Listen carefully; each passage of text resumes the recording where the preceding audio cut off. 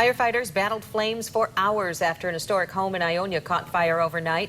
It broke out just before 11 last night on the second story. The cause is still under investigation.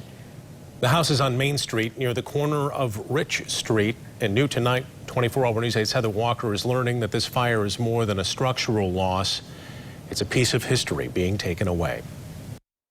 The house was built more than 100 years ago. It was located right next door to the home of the man who was the richest in the county at the time. I like to point out that every object in the museum has a story behind it. Well, every house has a story behind it as well. That was somebody's home, somebody's dream house, you know. And I like to try to resurrect those stories and tell people about how significant they were. It's not just a big old building. It really meant something to somebody. Boy, that is devastating. According to online records, the house was built in 1878.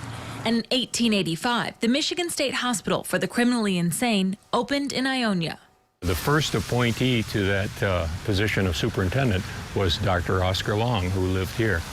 Ionia Historical Society member David McCord says Dr. Oscar Russell Long lived here with his wife and daughter. He says the address has changed from 144 Main Street to 142, but not much else is different about the outside appearance. You can see the kind of yellowish bricks up here. Those bricks were actually made here in Ionia. Those are the famous Vanderheyden bricks. And the Vanderheyden Brick Company was up on West Main Street here. The home is in the Michigan Register of Historic Sites and sits in a historic district of Ionia. You can see the double staircase and doors at the front, which McCord says one would be used for his medical practice, the other for the home.